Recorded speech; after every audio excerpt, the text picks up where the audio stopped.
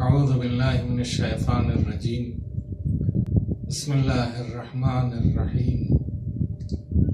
الحمد للہ رب العالمین وصلی اللہ علی سیدنا محمد وآلہ الطاہرین واللعن علی اعداء اللہ واعدائهم اجمعین اما بعد فقد قال الحسین علیہ السلام انی لم اخرج اشرا ولا بطرا ولا مفسدا ولا ظالما انما خرجت لطلب الاصلاح في امة جدي اريد ان امر بالمعروف وانهى عن المنكر واسير بسيرة جدي وابي علي بن ابي طالب. قیام سید الشہداء امام حسین علیہ السلام 1400 برس سے موضوع گفتگو رہا ہے، اور چونکہ قیام امام حسین علیہ السلام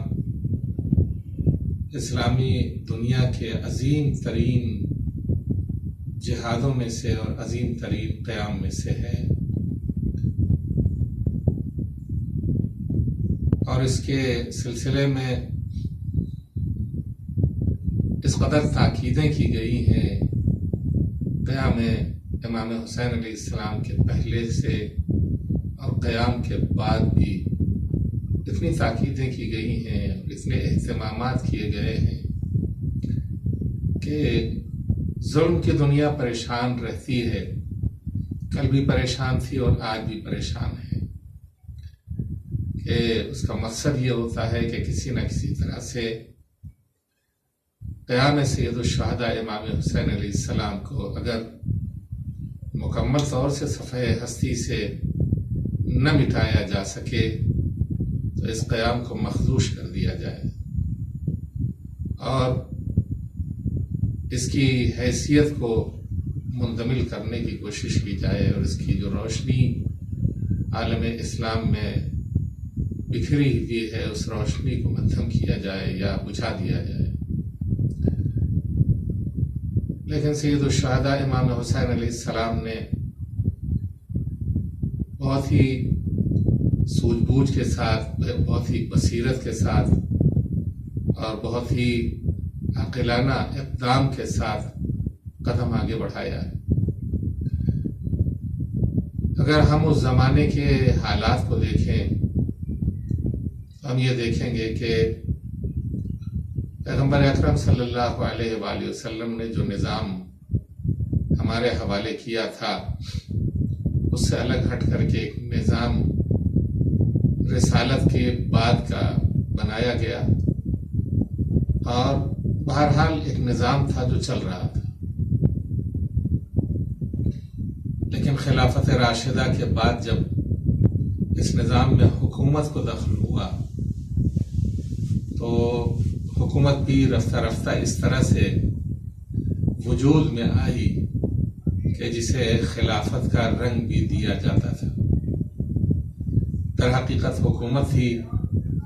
لیکن خلافت کے سائے میں تھی، لہذا ایک نظام تھا جو عمومی طور سے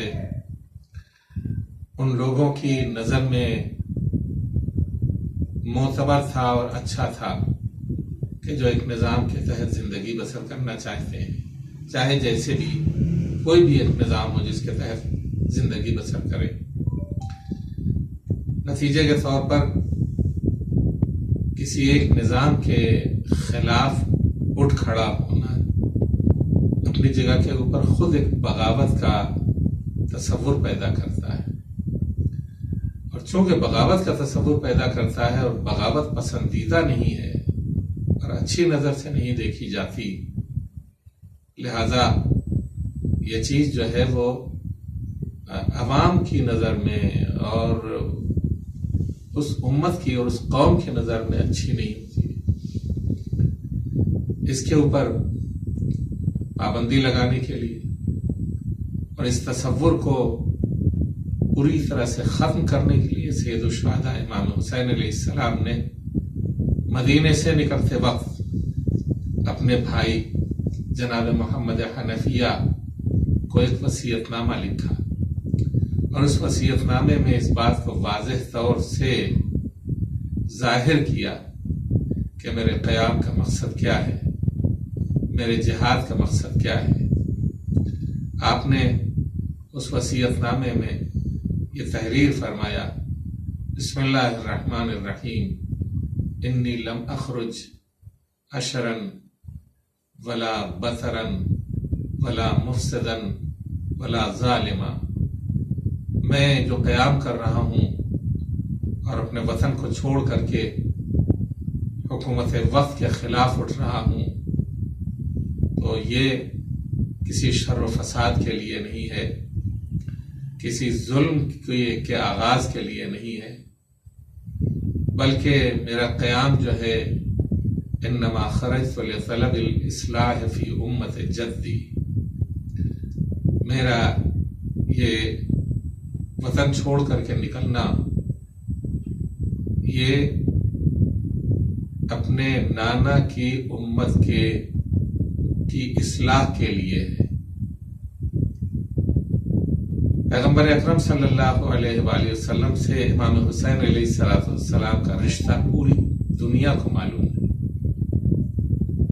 پیغمبر کس قدر محبت کرتے تھے سید الشہداء سے یہ بھی معلوم ہے۔ پیغمبر کس طرح سے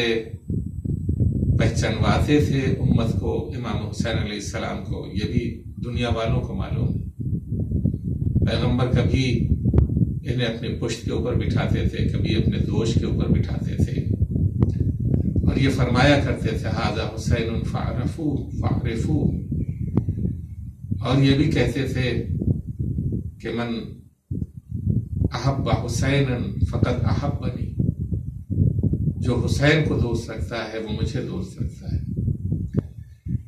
اور یہ سید الشہداء امام حسین علیہ السلام اپنے زمانے میں پہنچتے پہنچتے اس منزل کے اوپر امت پیغمبر اکرم صلی اللہ علیہ وآلہ وسلم کو دیکھتے ہیں کہ ان کی نظر میں پیغمبر کی امت کی اصلاح لازمی اور ضروری ہو جاتی ہے۔ لہذا آپ یہ فرماتے ہیں کہ انما خرجت لطلب الاصلاح فی امت جدی، میرا یہ قیام اس کے علاوہ کچھ اور نہیں ہے، یعنی میں فوج کشی نہیں کرنا چاہتا، میں ظلم نہیں برپا کرنا چاہتا، فساد نہیں برپا کرنا چاہتا، بغاوت نہیں کرنا چاہتا، بلکہ میرا کل کا کل ہدف اور مقصد یہ ہے کہ میں اپنے نانا کی امت کی اصلاح کروں۔ وہ طرز زندگی اور وہ انداز اور وہ سیرت اور وہ کردار اور وہ نمونہ حیات جو پیغمبر اکرم صلی اللہ علیہ وآلہ وسلم امت مسلمہ کے لیے چھوڑ کے گئے تھے، امت اس روش سے بہت دور ہو چکی تھی، اور یہ جملہ خود اس بات کی طرف اشارہ کرتا ہے کہ امت پیغمبر نے سیرت پیغمبر کو پوری طرح سے چھوڑ دیا تھا۔ لہذا اس سیرت پیغمبر، اس روش کی اصلاح کے لیے کہ جس روش کے اوپر امت پیغمبر چل رہی تھی، اس کے اصلاح کے لیے آپ نے قیام فرمایا، انما خرجت لطلب الاصلاح فی امت جدی، میں جو نکل رہا ہوں اور اپنا وطن چھوڑ کر کے اور اپنے بچوں کو ساتھ لے کر کے اس لیے نکل رہا ہوں کہ میرا یہ انداز ہی خود بتائے گا کہ میں جنگ کے لیے نہیں نکل رہا ہوں۔ کوئی مرد جنگی جب اپنے وطن سے نکلتا ہے تو اپنے چھوٹے چھوٹے بچوں کو اپنے ہمراہ لے کر کے نہیں نکلتا، بلکہ جیالوں اور بہادروں اور دلیروں کو اور افراد کو زیادہ سے زیادہ اکٹھا کرتا ہے، جنگجو افراد کو اکٹھا کرتا ہے تاکہ وہ جنگ کرنے کے لیے جائے۔ لیکن یہ چھوٹے چھوٹے بچوں کو لے کر کے جانا، ازواج کو لے کر کے جانا، اہل حرم کو لے کر کے جانا اور جنگی افراد کا اکٹھا نہ کرنا خود یہ بتا رہا ہے کہ ایک مبلغ ہے کہ جو اصلاح کرنا چاہتا ہے۔ کس کی اصلاح کرنا چاہتا ہے؟ اس قوم کی اصلاح کرنا چاہتا ہے جو رسول اللہ صلی اللہ علیہ وآلہ وسلم کی قوم ہے۔ انما خرجت لطلب الاصلاح فی امت جدی، پیغمبر کے اس نواسے کا قیام، پیغمبر کے اس نواسے کا وطن چھوڑ کر نکلنا اور اپنے بچوں کے ہمراہ نکلنا خود انہیں مبلغ کی حیثیت سے پیش کرتا ہے اور ایک مصلح کی حیثیت سے پیش کرتا ہے۔ اريد ان آمر بالمعروف انہی عن المنکر، میں یہ جو نکل رہا ہوں اصلاح کے لیے، تو اصلاح کے لیے جو اصول ہیں بنیادی، ان بنیادی اصولوں کی طرف اشارہ کیا امام حسین علیہ السلام نے۔ اريد ان آمر بالمعروف، میں یہ چاہتا ہوں کہ لوگوں کو نیکیوں کی طرف بلاؤں اور نیکیوں کا حکم دوں، وانہی عن المنکر، اور برائیوں سے انہیں روکوں۔ اس کا مطلب یہ ہے کہ امت پیغمبر سن 60 ہجری تک پہنچتے پہنچتے منکر اور معروف میں امتیاز کھو چکی تھی، اس کے نظر میں اچھائیاں گم ہو گئی تھی اور برائیاں اس کے نظر میں کوئی حیثیت نہیں رکھتی تھی، بلکہ یوں کہا جائے